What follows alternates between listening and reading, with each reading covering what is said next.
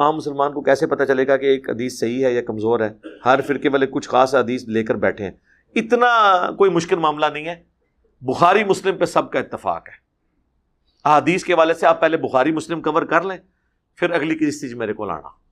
ایڈا بکھیڑا کیوں پاندے ہو, روند پا کے کیوں بہ جاندے ہو؟ اور اس سے بھی پہلے عقیدہ درست کرنے تو قرآن پڑھیں. قرآن تو سب کا ایک ہے نا, قرآن پڑھیں. قرآن سے ہی آپ کو پتا چل جائے گا کہ حدیثوں کے معاملے میں بھی کون ڈنڈی مار رہا ہے. وہ قرآن کے معاملے میں بھی ڈنڈی مارے ہوئے ہیں. قرآن میں جب آیا ہے یا اہل الکتاب لا تغلوا فی دینکم ولا تقولوا علی اللہ الا الحق, یہ آیت 2 دفعہ آئی ہے سورہ النساء کے اندر اور سورۃ المائدہ میں. اے اہل کتاب, اپنے دین میں ایگزیجریشن غلو مت کرو, اور دیکھو اللہ کے بارے میں بات نہ کرنا مگر وہی جو سچی اور حق پہ مبنی بات ہے. اپنی طرف سے عقیدے اللہ پہ نہ تھوپ دینا. اور پھر ساتھ اللہ تعالیٰ نے ٹرینٹی کو کنڈیم کیا کہ تم حضرت عیسیٰ ابن مریم کو اللہ کا بیٹا کہہ رہے ہو, یہ اللہ پہ تم نے جھوٹ باندھ دیا. تو یہ اہل کتاب کو اگر ایک بات کے اوپر آر دلائی جا رہی ہے کہ تم نے اللہ کے بارے میں jھوٹی کلیم نہیں کرنی, تو کیا مسلمانوں کو اجازت دی جا رہی ہے کہ جو مرضی کریں؟ بتائیں, مسلمان تو بڑا مجرم ہوگا. تو ہم مسلمان سے کہیں گے نا کہ اللہ پہ جھوٹ نہ باندھو, اور یہ عقیدہ نہ امت کو بتاؤ کہ نبی علیہ السلام کی قبر مبارک جو ہے وہ اللہ کے عرش اور کرسی سے افضل ہے. یہ اللہ پہ جھوٹ باندھ رہے ہو نا. اللہ نے کس جگہ یہ بات کی ہے کہ نبی علیہ السلام کی قبر مبارک میرے عرش اور میری کرسی سے افضل ہے؟ یا نبی علیہ السلام نے کبھی فرمایا ہو؟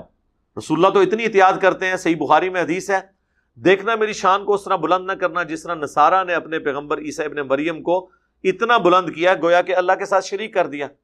میں اللہ کا بندہ اور اس کا رسول ہوں, مجھے اللہ کا بندہ اور اس کا رسول ہی کہنا. اس حدیث کے ہوتے ہوئے کوئی یہ جملہ لکھ سکتا ہے؟ نبی علیہ السلام تو اتنی احتیاط فرما رہے ہیں. قبر پرستی کے حوالے سے آپ نے کتنا کنڈیم کیا ہے.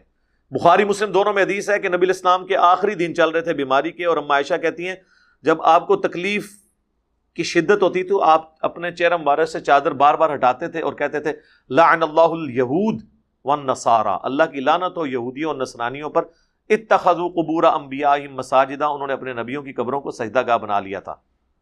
اور ام عائشہ کہتی ہیں اگر ہمیں یہ خطرہ نہ ہوتا کہ لوگ رسول اللہ کی قبر پہ سجدے شروع کر دیں گے تو ہم رسول اللہ کی قبر کو اوپن زیارت کے لیے چھوڑ دیتے. ام عائشہ نے حجرے کی دیوار بھی نہیں گرائی کہ چلو جی جڑا بھی لنگے دورو زیارتیں کر لیں, نہیں, خطرہ تھا کہ لوگ سجدے شروع کر دیں گے تو ہم اوپنلی چھوڑ دیتے.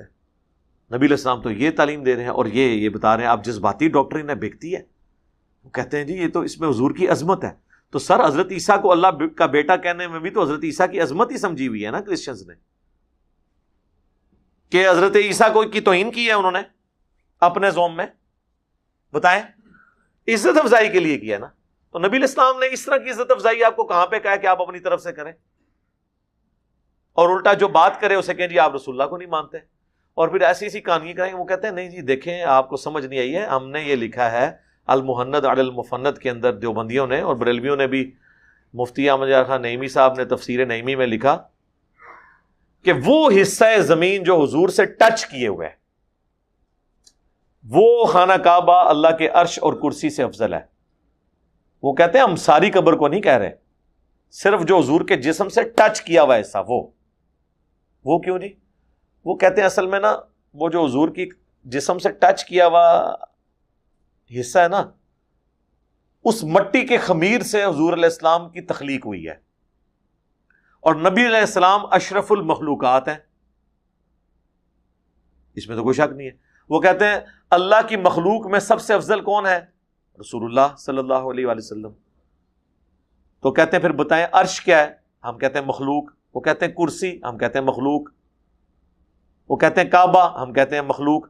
تو کہتے ہیں ان ساری مخلوقات میں پھر افضل کون ہوا؟ نبی علیہ السلام. کہتے ہیں ہاں یار واقعی A is equal to B and B is equal to C, so A is equal to C ثابت ہو گیا. سر اتنا سادہ نہیں ہے, انجینئر نہ تھوڑا واسطہ پہ ہے, تو 2 + 2 4 کرنا تے آندا ہے, لیکن سیکنڈ آرڈر ڈفرینشیل ایکویشن تے نہیں تسی سالو کر سکتے. اس میں آپ پھنس جائیں گے, یہ بات کریں گے تو پھر ہم آپ کو یہ پھکی دیں گے کہ جو حصہ زمین حضور سے ٹچ کیے ہوئے ہے اس میں سے جتنا اللہ نے مٹی لینی تھی وہ لے کے حضور کو بنا دیا.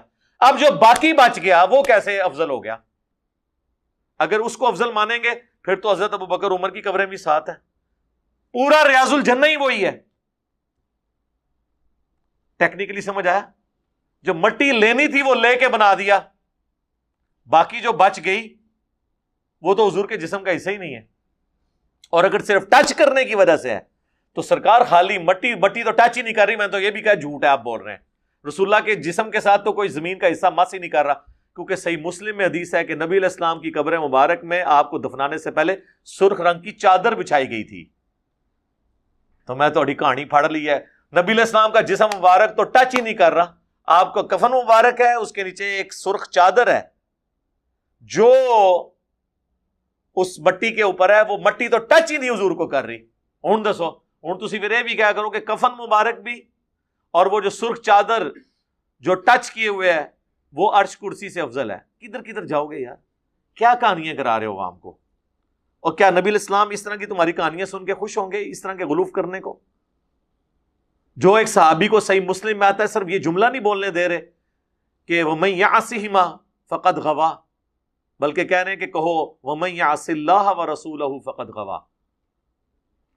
جو اللہ اور اس کے رسول کی نافرمانی کرے وہ گمراہ ہوا. یہ نہ کہو کہ جو ان دونوں کی نافرمانی کرے.